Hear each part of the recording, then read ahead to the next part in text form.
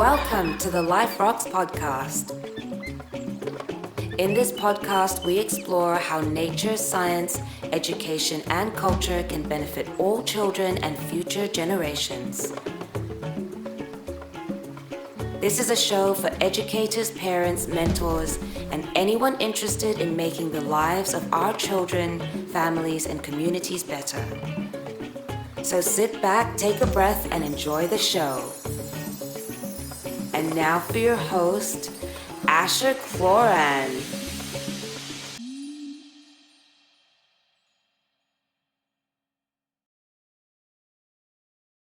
Hello, everybody. Welcome to the Life Rocks podcast.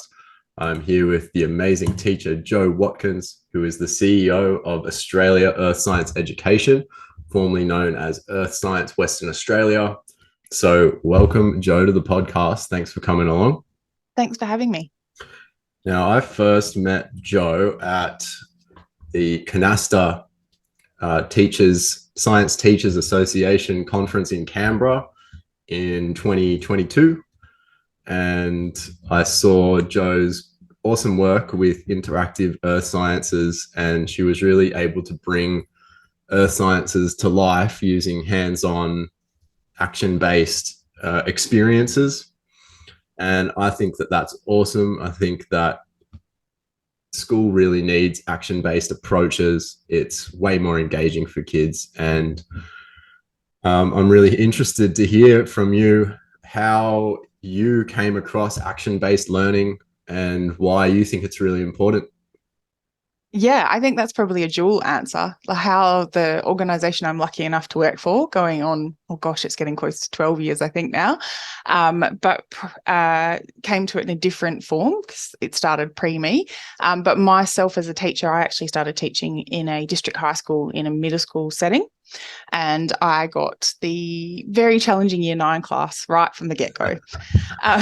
So I've always been quite tactile and have always thought that people, learn in lots of different ways, and, you've got to really meet people at where they're engaged. But I learnt really very rapidly about engagement and how to get, students really interested, and how obviously that naturally circumvented a lot of behaviour issues because, logically, if you're engaged, you're interested, you want to have a go.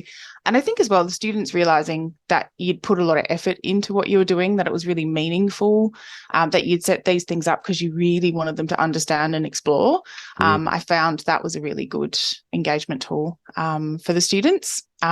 Took that through into the sort of rest of my teaching career and applied that all the way up to year 12. So I even found a lot of the time we get into year 11 and 12 students and we just think, oh, they're almost adults.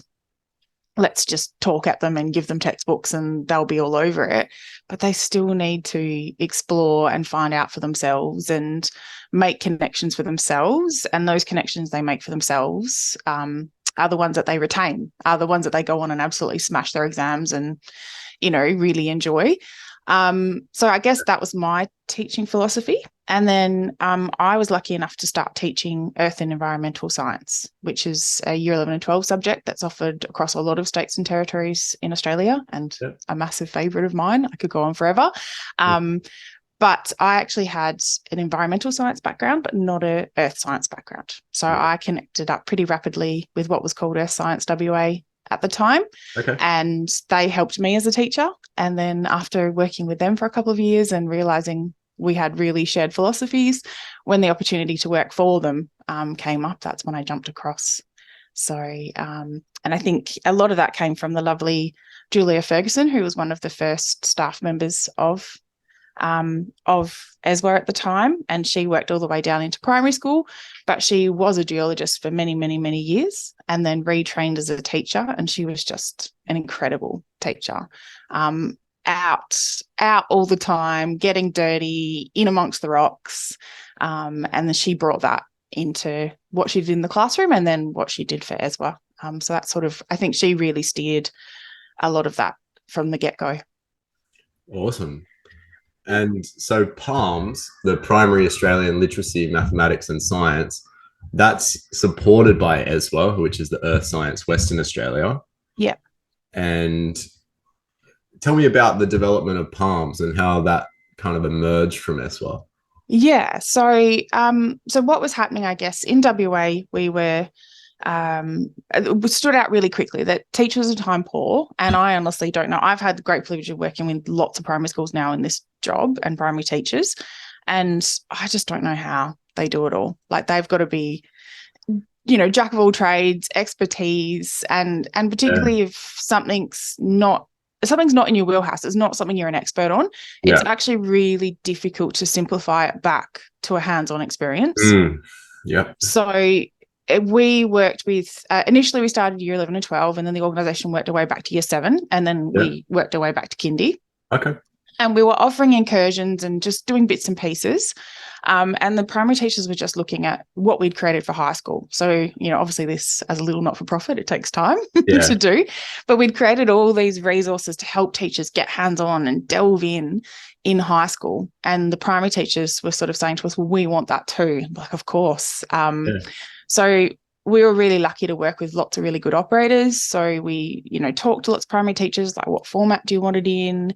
How important it was to, make sure literacy and mathematics were sort of woven in. So that's where Palms was born. So, after working with primary schools for sort of several years just on the ground, we're like, okay, cool. What do you guys need? And from there, we just went on. And, Palms is very much about getting hands-on, having a go, and then reflecting on it, connecting it back together, and using all of those important skills. So, I think it didn't surprise us, because I'm a little bit like earth science is everything, but I could be biased. But I think it surprised the teachers when you started interconnecting it that, a lot of the best teaching is that sort of thematic sort of primary teaching. So, that earth science context is something that students are really inherently interested in, particularly at younger ages. And so you can weave in heaps of your other sciences, your English, your maths, your technologies, all of that into exploration of the world around them. And that, that is a really engaging way to do it. So that's really where Palms came from. It's just taking our expertise to help teachers build that for their classrooms. That's super awesome. And you've touched on some themes here. One is the passion of a teacher and how that's a force in itself that can be reckoned with. You mentioned Julia Ferguson, who sort of maybe handed on the torch of that enthusiasm to other teachers and passed that on. But a teacher that is inspired and passionate and has put effort into the classroom isn't just printing out the handouts and kind of sitting behind the desk. No one remembers that teacher, but they'd certainly remember a teacher like you. And when I stepped into Canasta and went to your workshop, it was an unforgettable workshop, and I can really see through the eyes of children, what it is that you're doing would be in the realm of those unforgettable classes. So, now to the concept of the teacher who isn't prepared to teach earth science, who doesn't have the scientific grasping of things. What do you say to them, and in how they would go about teaching these subjects if they're feeling unsure but they want to do something experiential and fun, but they don't know the subject?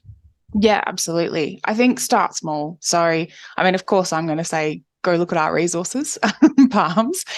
Grab one activity. They are good. Just grab one activity, have a go, see how it goes in your classroom. How do the students engage? And then go from there. I think when we're asking people to completely change how they teach all in one go, I totally get why, you wouldn't want to do that and you couldn't do that. I think, your fantastic kits and books, the Life Rocks stuff is really experiential. I think, there's lots of great players in this space across Australia. I'm involved in helping organise a geoscience educators conference, an international one in Australia, 2026. Keep an eye out. But when we're talking about what's going on in Australia and who's around the table for that, that's incredible. And it just makes you realise, how better resourced we are than when we're talking to our international counterparts. And so, just tap into, all these amazing organizations that are out there passionate about it because they want to help you. So grab their resources, or even better, get them to come into your classroom. So I think when we first started, a lot of the philosophy was about, train teachers. But very quickly, and again, this came from Julia, and then I've definitely picked up the mantle and gone, yep, this is absolutely the way to go. It's also, yep, you could do teacher professional development and it's wonderful, but teachers seeing it work in their classroom is even more valuable. Yes. So we offer free hands-on incursions. So we come in to the classroom, run one of our activities, really get in and engage with the students, but at the same time, we engage with the teacher. And I've had teachers come to professional developments, and some of them have come to like repeats. So they've come to like 2 or 3 and I've sort of said to them, it's the same one. Are you sure? No, I still can't get my head around it. I'm like, oh, okay, what's the missing piece? And I've sort of said, I can come to your classroom. I come to your classroom. Oh, no, I've all good. And then, the sort of third time, no, really let me come to your classroom. And then I've come out to do an incursion, run one of the activities. And that was the aha moment. Like the teacher actually turned to me and went, I get how this works now. I get how the students engage. Yeah. So it's, and that was a great teacher, but an older teacher that had been doing things a certain way for a really long time. Yeah. So it was kind of like an epiphany moment for him. And I think he went on to start doing a few more activities and just dipping his toe in the water. But I think perhaps for him, it was a really different way to go about it. And he was worried about like classroom control. Yeah, he was worried about that. They're going to get really hyped and I'm going to lose them and it's going to be crazy. And I'm like, no, you need to like hype them up with you. So they're excited with you. It's very different to the like super excited and off on something completely not what you're supposed to be doing. Yes, that's a really great story. It reminds me that a lot of, and it's parents now too. Yeah. So I think we're speaking to parents out there who might be involved in homeschooling, especially after the past couple of years, that are looking to step more into this role of teacher, and also the teacher that wants to step more into the role of an interactive teacher or an action-based teacher. And it is a bit of a transmission, like in the sense of, unless you've seen someone do it, we naturally lack the confidence that it can be done. And that, there's that responsiveness from the children. And it is, if they're excited about something genuinely that's on topic, they want to hear what you have to say. And that noisy classroom is noisy with you. Like it's a good noise. There's a very distinct difference, definitely. Particularly in a challenging class. Like, is the buzz like a engaged buzz? Or is it they're all not loving it? they're off on their own sort of tangent somewhere else and about to get up to into mischief. But totally. And I think it's also sometimes particularly teachers that have spent a lot of time in that sort of textbook all sat in rows sort of thing for a long time. Like they are going to, when they're having a go at something, they are going to have little chats with the people around them. And that is going to get noisy and it will look like everyone's just talking and it might take a minute to get them back. But it's starting to learn the cues of and walking around and interacting, and then but they're all excited, they've found a weird crystal in their sample and they're all trying to figure out what it is, or they've diverted off into a conversation about Minecraft, or which is cool, like they're relating the rock properties to what they've played. I was blown away at the amount of Minecraft references that started coming up when I was teaching geology, and children knew what tough was, for instance, or they knew what scoria was. Even andesite. I've had young kids, like young ones, come up and pick up a sample of andesite, which I have year 11 struggle to identify and tell me it was andesite. How do you know that? It's classic. That Minecraft got it wrong though with tough. it's bedded ash. It's softer, and then Yeah. apparently it's super hard in Minecraft. I can't. Oh, well, I think at least you get to have the giggle with obsidian. Like, no, you cannot smash it and get another portal. Or I have that one all the time. I actually got to the point for a while I couldn't pass obsidian around Right. because it Yeah. was going to get smashed on the ground. Wow. Too much buzz about it. Yeah, definitely. It's like you can touch it, but I'm going to stay holding it, which I don't love because you want them to just be let loose. But it's a nice conversation in itself. It's a hook, particularly classes that are super engaged in it. You can go, well, what do you think is correct and not? And then you can start to tell them and that sort of tough example is, well, let's look at a picture of of a volcano and actually look at the ash. And if you imagine it's a whole lot of ash stuck together, would that be hard? And even better, if you have some tuff, pass it around. Is it actually hard? Yep. But yeah, it's a great hook. Any engagement hook is a tick, even if it's not scientifically correct. It's an opportunity to discuss. Yeah, it builds a bridge with the student rather than cutting them out or sort of, I guess for lack of a better term, shaming the habit of like the games and stuff that parents and teachers are concerned. Okay, kids spend too much time on screens, but if they're going to be on screens, it's better off, doing something that's got some science material in there. Definitely. There's lots of good programs out there where, if you're going to be at a screen, then you want them exploring. And even you can't underestimate, the fine motor skills that are developing when they're playing that sort of game as well. So sure, it's not all negatives at all. No. So why earth sciences? Like for the person out there who's wondering, what the real value is of earth sciences, just from your perspective, really interested to hear why you're so passionate about it. Yeah, gosh, have I got hours? So personally for me, I think it was a gap in my education. So that's another reason why I'm really passionate about supporting teachers. Like I'm of a generation of a good chunk of the teachers now that have come through and they didn't actually learn earth science basically at all. There was virtually no earth science in our curriculum. So I latched onto science as a kid. And then had a really cool biology teacher. So I, never underestimate the power of the cool teacher. She was cool because she was so into what she was doing. Passionate. So I headed into biology as my first degree. Not actually really my thing. But so interesting. Learned lots of really cool stuff. Doing a dissection of a cockroach under a microscope might have been the day where I went, this is probably not me forever.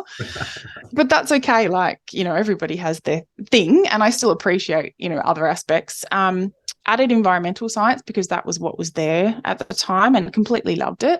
But it actually wasn't until I had the privilege of teaching earth science that I started to learn, I've got to teach this stuff. I'm going to have to learn it. And I was learning, the good old new teacher, I was learning the night before students, just trying to, consume it. And then luckily hooked up with Eswa, got lots of help and just fell in love. And I think it was like the missing puzzle piece for me. So the bits of biology that I liked, the bits of geography I liked, the environmental science just made so much more sense because I understood, well, this is why, for example, you get eutrophication, or here's the actual whole earth process that lands to, these algal blooms in our rivers. So it just made all these pieces come together for me personally and was my big aha moment. And I've been really lucky to train as a geologist since. But I, want to support teachers to fall in love with it too, because I know a lot of them haven't had enough exposure and have watched so many teachers do exactly that, come in going, I don't know this stuff, I've got to teach it. And then, a year later, 2 years later, they're basing their holidays around going to visit volcanoes or glaciers or it's so good. I get really, because I don't get school holidays, so I spend January getting photos of people in really cool places. My jealousy, but I love it. And then collecting rock samples for their classes, and it's amazing. But I think for the bigger sort of non-personal aspects, I think earth science is bigger than what people just think. So some people will go, oh yeah, it's just rocks, and I could go on forever about how important rocks are, but it's much bigger. It's, it's our Earth structure. It's all the systems and processes on Earth. It's how everything interacts. It goes right out into our universe. It's our weather. It's our climate. It's, it underpins and interacts with all of our other sciences. So, yeah, I don't write off biology because obviously it connects beautifully in, chemistry, physics. Like, I guess, the Earth is physics in action, chemistry in action. So it's an amazing sort of jumping point to get into all of these STEM subjects. But irregardless, all of our biggest challenges on the planet are, Earth process challenges. They are about energy resources. They are about, mineral resources. They are about, the year 12s go all the way up to understanding like the services that, ecosystem services. And so how do we manage our environment in the very best possible way, to ensure that we've got a healthy environment and it supports us. It's just so holistic and all encompassing. And, I'm pretty biased, but it is the most important thing that we could know and learn. Like, I think everybody needs to come out with an understanding of earth science because we all live on the planet, and to understand how it works is like so powerful. But we also need an enormous amount of earth scientists. So I haven't, as a teacher, had the privilege of working in any sort of subject area that had so many job possibilities out the other end of the subject. So the earth and space and earth and environmental sciences, there are so many sectors that need earth scientists, environmental scientists, and there's so many jobs that we don't know about yet too. Like, it's not one of those jobs that's going away. We're going to need more people. So, working in the high school space to be able to, getting the students engaged and interested in primary, and then working them all the way through to high school and actually saying to them, if you like this, you can do something seriously meaningful. You can have a seriously meaningful, impactful career in this space. And unfortunately, the stats say we don't have anywhere near enough geologists in Australia. We are not growing. We are not creating enough. No, you're spot on with everything you say. I'm 100% on your page there. It's the holistic framework for life on Earth. Yeah. And all of those processes, I think I mention it as that Earth and the outdoors is really the original classroom and the original laboratory where every subject of science is contained in a single outdoors setting. You've got physics, chemistry, biology, all in the one spot growing on the side of a hill anywhere. Yeah, basically, and not siloed. Like, they all interact with each other.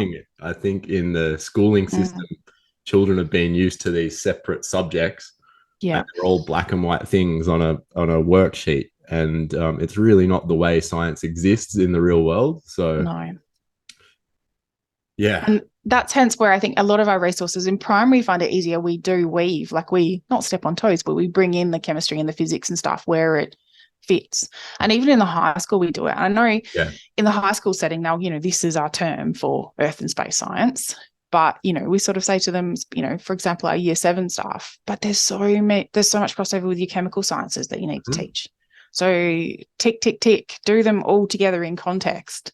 And, I guess we're, all time poor, teachers are all time poor, tick, tick, tick. And then that gives you some more time to get in and explore and take a bit more time on those key concepts rather than like rushing through them when you start to connect them. Yeah, exactly. And I think that's really awesome with your program, Palms. And so many of the activities are there weaving in literacy and mathematics in with the earth sciences. So for teachers who want to hit those cross-curriculum priorities, that's super powerful, super easy, and super easy to implement, but also, introducing the students to having the literacy of science literacy and using things that are in the science realm to achieve mathematical, because it makes it real. Yes, you're doing and you're just trying to get the right sort of level of maths, etc. at the year that you're looking at the topic. But you could be right back to they're just working on what tables look like. awesome. Let's practice doing tables to record our data from actual data where we're exploring earth science concepts. Rather than just, obviously they need to get in mass the context of what a table looks like, etc. But now let's apply and practice in science, or preferentially everywhere, everywhere. And you're a bit of a rare exception, I would say, is that a teacher who has a science background as well, being a geologist and a teacher, is pretty cool. Do you find that because of that, you're more easily able to translate how students can move into science careers? Because I found that was definitely lacking in my own education. And then I can't say that it's, at least in my own experience and having observed other teachers, it's not something that's highlighted in a very straightforward way of how can a student end up with a career in science and what are the pathways. I find this is a really tricky one for us, and we back and forth with this a lot in high school. So I think, in the primary school space, if they're exploring and having a go, and you sort of weave in, and we're trying to do it more and more actually consciously, weave in, like an environmental scientist would look like this. So you kind of just start to give them concepts of careers rather than, we don't want them to narrow down at all. No, that's right. But then they start to get this sort of peripheral awareness of all these amazing things that can be done and they could do. And they're so open-minded at that age too. That sounds cool. I want to do that. They want to do 10 things. Great. Want to do all of those things. It's good to stimulate the curiosity at that age. Yeah, definitely. You just put it on their list. But in high school, I think the same. Sometimes there's overt resources where you have like those charts where, if you're interested in this, here's all the things you can do. There's still names. Like there's not, what does a data scientist actually do? Like I don't get it. So again, we've been trying to, particularly we've got a program for high school called WASP, and we've been trying to weave into, we've got STEM projects in there and actually refer to the who would. So the geophysicists have provided this information, here's the geophysical sort of data or whatever. So they can start to get a concept of like, oh, this is some of the work that they do and this is where they weigh into the equation. Or, the mechanical engineers would, have this is information from mechanical engineers or what have you. Because until they start to get a feel for what they actually produce or what they do, it's still a name. It's still the absolute best, and it's really difficult to get all students out, but we try and support everything that we can, is particularly in that high school space, is to get them out talking to people that actually do jobs, get them out into locations where people are doing jobs, get them to like work a little bit with people that are doing jobs. And some of that we've, facilitated, things like mine site visits for year 11 and 12 students, and they've actually gone out and, worked and, toured around and worked with people across site in different things, and, how to look at rehabilitation and what happened, how they did it, and this bit worked really well and this bit didn't, and actually have the students look at like, what's the difference between the two and what did we learn? Because I think it's really important for them too to see, like we don't have it all sewn up yet as well. So, that kind of, yes, we're doing as well as we can. We're constantly learning. We're constantly making mistakes and trying again. We're constantly doing science in the real world, and we actually need you guys as well. Like you're going to come in and you'll know more and you'll have more technology, and you guys can do better as well. I think that's really engaging, particularly for the older students, because then they start to see a place for them in a workforce. But yeah, definitely challenging, and things like supporting events. So we support careers events. We help develop a careers event here, but again, moving away from that, just walking around talking to people at booths, because do they, don't they? And actually having people present like a fun 20-minute hands-on activity that relates to what they do. And that just opened up conversations. It doesn't have to be, it could be a small, narrow part of what they do, but if it's something that they do, it's tangible, they can have a go, they can be challenged. Then they start asking questions like, is this what you do all the time? What else do you do? Like, they're actually really curious. And look, honestly, I have students then walk out and go, I don't want to do that. I'm like, good. Yeah. You crossed one off your list. That's just as, valuable. Or they'll come in and really surprise themselves. At one of the events, the surveyors were really popular. And a lot of the students had no concept of what surveying was. Yeah. But when they actually had a go and realised how much surveying is needed, like, oh, this is really cool. And sort of sent some students down a path of, I love working outside. I love, and there's so many settings I could do this job in. So, difficult to arrange, but definitely worth arranging. Yeah, people in sciences tend to be busy. And tend to be working pretty hard, but I think it is important that we wheel more of them in front of classrooms full of kids and let them talk and let them, share a day in the life of. Yeah, I think the really powerful one for us too is, and we've worked with a number of different organisations that their staff do want to get out into schools. But is we help to develop like fun hands-on activities that are really easy for them to deliver that relate to what they do. Because I think they come out for the hour, they do a little bit like, here's here's me, and I got here, really quick Cliff Notes version, and then straight into the like, let's do a challenge together. And then especially with teenagers, 5-minute introduction will do, and then get them in, especially if there's a competition element to it, who can get the most whatever, and then leave time at the end for them to ask questions. And that's when you get absolutely bombarded with questions. Like, what do you do? Do you love it? How much money do you make? It's a common teenage question. Yeah, for sure. And I think, teenagers, obviously they're thinking more career at that stage of like, what am I going to do? Which, is not necessarily important. I think sometimes a year off or thinking about it, or just, trying different things in your 20s can be a good idea. But for primary school, I think the conception can either be a scientist is like, there's a marine biologist, and maybe you'll hear of a geologist, and then like an astronaut would be like, because astronauts are cool. Now, for those of you who don't know, Life Rocks is not just a podcast. It is an education foundation centered around connecting children to the magic of nature through earth sciences. As a self-funded foundation and startup, we are constantly seeking support so that we can continue our great work. So if you feel called to donate to Life Rocks, please head down to the show notes and find the relevant donation link. We accept regular money as well as cryptocurrencies. We greatly appreciate you, our Life Rocks community. Now, back to the show.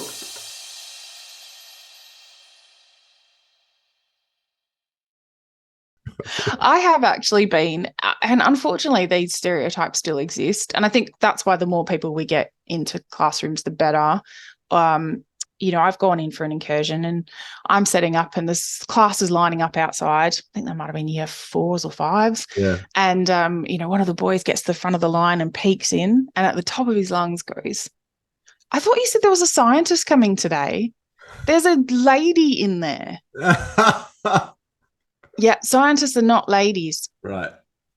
And his teacher actually told him off. And I was like, don't tell him off. He came in a bit sheepish. And I was like, no, that's okay. Like, I am a scientist, definitely. Yeah. I know lots of girls that are scientists. And he said, oh, I'm so sorry. It's so nice to meet you. And I'm like, no, that's awesome. Like, right there and then, like, there goes one of your, misconceptions. Sure. And it's a good and important one to bust. So, I think, having sort of diverse people, I do find, the sweet spot is though, having people that have the science and education combo, because how you engage kids is a particular skill. Yeah. And I think sometimes, people outside of teaching don't probably give enough credit to, how, good engaging teaching is an incredible skill. So, the real sweet spot are the people that have science and outreach, or science and education together, because they're going to, you know, come in, excite and enthuse your class. Yeah, totally. Yeah. Totally right. There's quite a few out there, though, believe it or not. There's plenty. Lots of lots of scientists that have in later years decided they wanted to give back and go into teaching. Yeah, well, that's the inception of Life Rocks, was basically, you know, John Roundtree worked in the minerals industry and then thought, I've got to give back, and spent, you know, the past 10 to 15 years just getting out there and volunteering, teaching geology and getting red wigs on to talk about volcanoes and you know, all sorts of gags to get a laugh, or to you know, doing things that are maybe would make other teachers blush, but you know. You've got to be, you know, sometimes I've come back to a school and gone, oh, it's the crazy rock lady's back. I'm like, yeah, cool. I'll take it. I will take it. Yeah. I do find, though, in geology, and I think it's one of the really awesome things, but, you know, doing this job, is we do punch above our weight with geologists volunteering. So something that really stood out to me, and it was probably in, you know, my first or second year of doing the job, and then talking to other outreach organizations in different areas, and they talked about, you know, the issues of getting volunteers, and we just don't have the same issues when we need volunteers for events and what have you. Geologists love what they do so much that they want to share it. And that was probably another aha moment for, like, yeah, definitely on the right path. You know, there's all these people that have, you know, had long careers in geology and they love it so much. They, like, almost want to, not coerce, but kind of. They're like, no, come on, guys, seriously, it's awesome. You need to come do it. And almost universally, you know, geologists talk about what they do passionately and encourage kids to do the same. Yeah, I can tend to see that exactly. Yeah. So have you got a story for us about how maybe a class that's a bit rowdy and you know, has maybe some learning challenges around the class, how has a class like that responded? And just give us paint a picture for us. Yeah, I was going to say, I'm going to land in high school again, sorry, but there's definitely some good primary ones. But probably my standout one was in they will not be named, but very rough school, year 8s, Friday afternoon after lunch. It's the hellish period in primary school, high school, university. There'd been a fight just outside, just before the bell went, so they came in revved up, and I was there to explore rocks with them. Okay. Here we go. And they walked in. They walked in, they were, walked in yelling. The teacher was actually like, I'm not sure we can even let them touch the rocks. I'm like, we'll just see how they start. Yelling, carrying on, rah, rah, rah. Oh, we're looking at rocks. Rocks suck. Why do we even care? Top of their lungs. All of this, just let it wave over me, whatever. Get them all settled down. All good. And then just started telling them cool stories. And particularly with that class, I started to, you know, showed them a couple of, you know, cool photos of me right near lava at a volcano. And, you know, that starts the whole, oh my God, that's awesome. I'm like, yeah, geologists get to do awesome stuff. So just a couple of anecdotes, and then talked a little, like, very quickly, some of the really cool things around them, and just how, you know, in WA we're so lucky, we've got incredibly old rocks and amazing rich history. So, you know, picking a couple of places I know that some of them might have travelled and gone, did you know that those rocks are, you know, nearly 3 billion years old, and rah, rah, and they're like, oh, whoa, that's amazing, I've been there, I stood on them. And then we get in and just let them explore. And I do a little bit, you know, these are really, like, my special favourite rocks, be nice to them and what have you, but, you know, pick them up, stiff them, whatever, all good. And they just sort of got up and started to have a look, and you can see the reluctant, like, oh, and then, oh, hang on, this looks like gold. Not gold. This looks like gold. Oh, I found a weird hole in this one. Rah, rah, rah. And they start it was amazing. And ultimately we actually, just without any background to the rocks, explore. What do they look like? What do they feel like?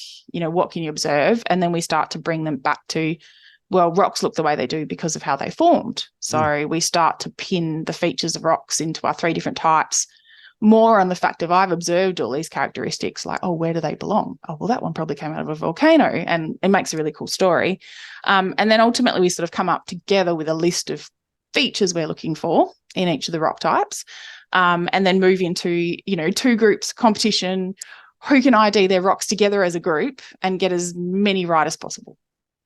And they were having arguments, but the best possible arguments. No, it's sedimentary, dude. Like, you can flick bits off it. It's definitely, what's that friable thing? Yeah. Like, just these amazing arguments.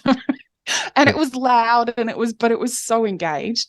They got so super competitive. And by the end, the team that, actually ID'd a good majority of the rocks correctly. It was incredible. And the stuff they were saying that they noticed and why they made the decisions was cool. The team that got the most correct, at the end of the lesson, I announced it, and they were, like, this massive roar came up, and the teacher next door sort of came in like, what are you guys doing? I'm like, sorry. She's like, no, it's good noise. It's normally crazy noise. Friday afternoon. They just, I think, again, just connecting to, what was cool, but then connecting to places they had been, and then just letting them like touch and explore, and not telling them from the get-go, letting them work it out and leading them sort of gently. They definitely needed some sort of nudging, but they felt like they'd worked it out themselves. No, that's definitely, I think, the combo, and that sort of thing goes slightly different with every class, but you kind of just, what's the hook? Do they want to talk more about what's around them? Do they want more time to explore? Are they going to get super competitive? Well, that's awesome. So, whoever's out there listening to this, maybe a teacher, maybe a parent, teaching through specimens, and teaching things that connect the child to the world around them. So they're both really powerful tools. One of them is the specimen, something they can touch and feel. I remember learning about sedimentary, igneous rocks, metamorphic rocks on a sheet of paper. Oh, that hurts my heart. Yeah. And no matter how passionate this teacher was, I think he did his best. He seemed to like rocks, but I was just like, what are you talking about, man? Like, I couldn't relate in my mind to what was going on. No, because it's a picture or it's a description. I think as well, sometimes there's a bit of a fear, because schools will tell you they don't have rocks, and then are you sure? And then there's a box of just dusty old cobwebby rocks that they don't know what they are in the back storeroom, and there's this fear that they're going to like name one wrong. Like, in reality, they only need to sedimentary, igneous, metamorphic. Like, is it an andesite? It actually doesn't really matter. It's the science. What is the features? Can I see crystals? Is it friable? Is it layered? What does that tell me about how it formed? And reality, some geologists would shoot me for this, but it doesn't matter if they get one wrong, really, does it? I mean, if they're talking about, proper features, they're looking at a rock and saying, it's really layered and I can see really clear crystals. I think that's, it's been heated and squashed. It's a metamorphic rock. Amazing. If it's a really unusual sample that's showing those features, but it's actually, sedimentary, does it matter? I don't think it does. It's the science. It's the process. That's spot on. Yeah. I mean, science emerged from people using their senses and their faculties of observation anyway. So getting back to that original source is sort of where it's at for learning and development. Touching, feeling, looking, maybe you get a microscope out, maybe you look at crystals, but at the end of the day, it's that exploration and that discovery that the student does is more important than the right classification. And handing them boxes of rocks where they've already got names on them. Cool. That's what it is. Look at it and tell me what this rock's all about. Like, that's very backwards for me. It's the down sort of teaching rather than the quality. It's just give them the unlabeled stuff. Give them the good decent sized hand samples that were in the cobwebby box out the back, and ask them what they reckon. What do you say? What can you feel? What do you think that means? Where could this have formed? What could have happened to it? What's its story? Because they all have stories. It's so true. It's so true. Yeah. Yeah. I think and that's one thing we do whenever we can into a school. We'll actually go in and label their rock collection, but it's very much about, we don't put labels on them, we'll take photos. So the teacher kind of has this comfort sheet. So here's your box of rocks. I've got a photograph. It is a sedimentary rock. And because I know what name it is, here's a little bit more detail about it, but it's not highly important.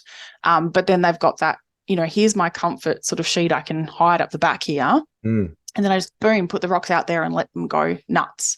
And if I really feel the need to, check we're on the right track, then I've got my reference sort of guide. Yeah. But at the same time, I really try and encourage them, like, it doesn't matter. Apart from, and I have to be careful, apart from double checking that the rocks are all safe to be used in the classroom. Yeah. Please be mindful of asbestos, etc. And luckily, in high school settings, we've got our laboratory technicians, but, wherever possible in primary settings, so many of us know a geologist or a rock nerd. Like, stick your rocks under their nose and just go, are these all safe ones, please? Yeah. Otherwise just let them go. Yeah. Yeah. No, that's really cool. And there's a resource for virtual geology, I think, from Geoscience Australia, is it? And that can. And UTAS has done some really cool stuff. Roach, goodness me, my face but not name, has done some really cool virtual geology field trips things as well. Yeah, he had another presentation at Canasta that was quite cool, and I thought that's a good compliment to being able to, here you've got the specimens, and maybe you can't go on a field trip today. Maybe you can't connect to something local, but you could always jump on this thing and see if there's any local sites that you could, even prep the students for a future visit or something like that. Yeah, definitely. Or even we actually have one under our WASP program, like just a little, some of our favorite field locations. It's a AR sort of scan around and pick up a few rocks. Okay. It's good fun. Some TAFE students helped us with it, so it's lovely. I'd love to make it bigger, but it does its job. But I have actually found, even with some of the Year 8 students, unfortunately, school's not going to get them out on an excursion to look at rocks. But, they've gone, oh my God, my auntie lives just down the road from there. Next time I visit her, we should just go as a family. I'm like, yes, go like on the weekend with the family and have a look. Now they sort of have a concept of, what's down there and what's cool. They want to, they were saying, I'm going to take my auntie and we're going to go like on a scavenger hunt and find that rock. I'm like, go for it. That's awesome. So yeah, it can, sometimes it's even inspiring them to get out into the world around them outside of school hours as well. Yeah. And, so few other little questions before we wrap it up. What would you say to the homeschooling parent or the homeschooling group out there that's wanting to integrate earth science besides looking at the palm stuff? Yeah. I think most of the homeschooling groups that we work with, and we're lucky to work with a lot of networks, particularly in WA, you're already very much on the right track. So it's very, go out and explore, visit, museums, but add the curriculum into it. I think, a lot of the homeschool groups I've seen are very onto that, getting out and exploring in the environment. We were part of the, WA had a Perth Gem and Mineral Show. And we just saw so many, it was, on the Friday, so many homeschool groups come through because it was a wonderful learning opportunity. Right. They were learning about minerals, etc. So example. I think they've got, all the beautiful, tools where they've got the flexibility to just head out and learn and take advantage of all the facilities and locations that have cool stuff. So definitely plenty of rocks out there. And wherever possible, there's more and more geotourism guides coming out. Okay. So I do find, like, when you do a little research around what's around you, sometimes you can find like conference excursions from geologists, and fair play if you're reading them and not understanding them, fair enough. They're too high level. But there's a really amazing push into geotourism across Australia. And, seek information, geotourism, local locations, that will be written and described for a layperson, anyone to, get in and enjoy a space and understand the geology a little bit. So I'm looking forward to more. There's definitely a lot more going on in that space. But yeah, get out and engage, basically. Awesome advice. And also, all of Palm's resources are brilliant. I just wanted to hear what you had to Thank say outside you. of there. Yeah.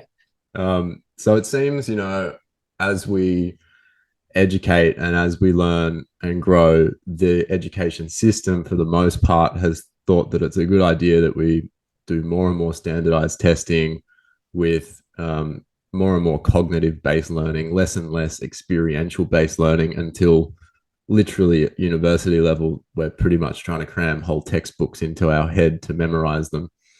Mm. But it's not really the way we learn. And there's been some studies, for instance, that have shown that scientists coming out of uni, for instance, in soil science, just to pick a science subject, but this was a specific study. It looked at that the industry was very unhappy with the general standard of soil scientists coming out of university, because they had no hands-on experience, they had no interpersonal skills, they had no career-based skills, and they were just a walking textbook with all of the right answers, but none of the experience.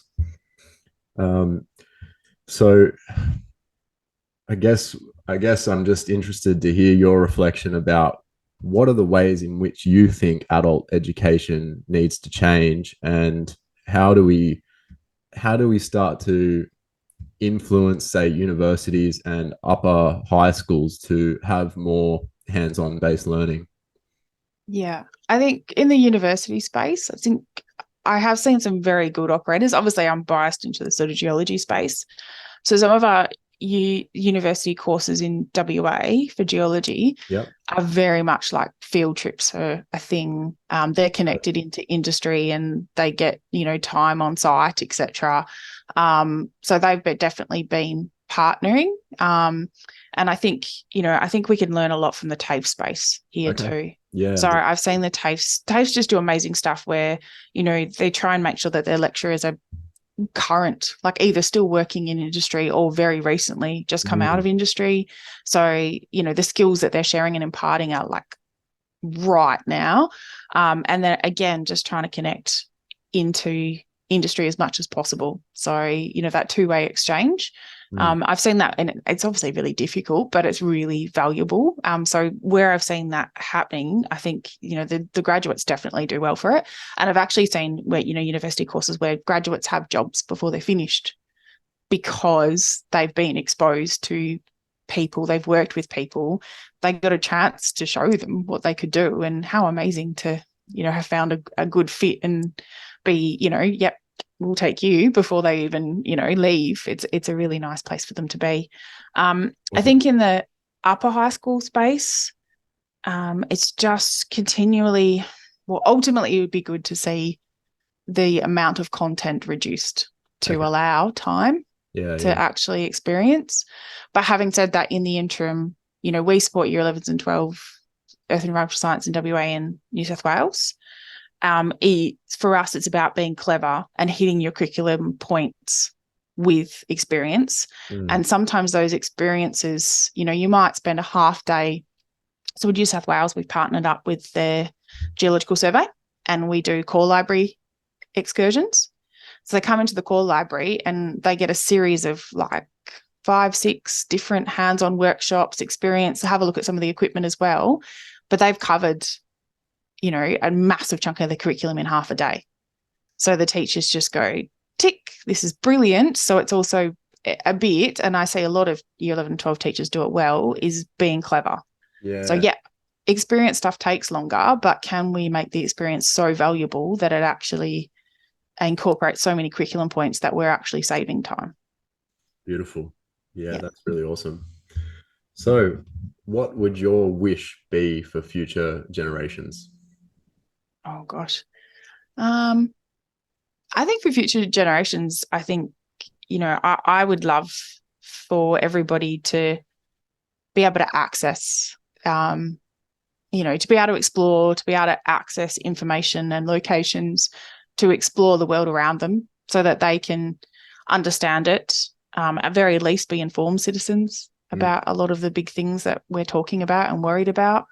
I think it takes a lot of the fear out of things too when you understand, especially for the older students, when they actually get old enough to really start piecing together all the things they learnt and then go, oh, this is how it all fits together.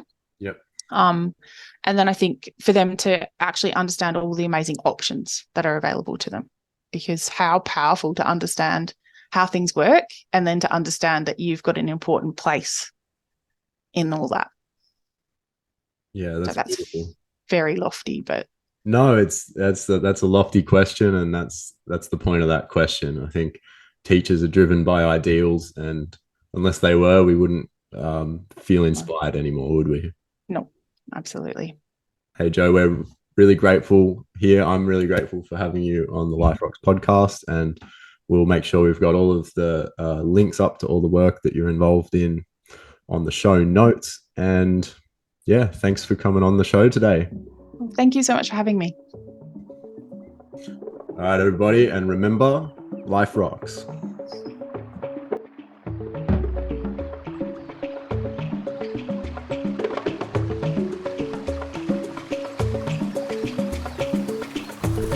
Thank you so much for listening to the Life Rocks podcast. If you enjoyed the show, then leave us a review. We'll be back soon with more inspiring content, and in the meantime, remember, life rocks.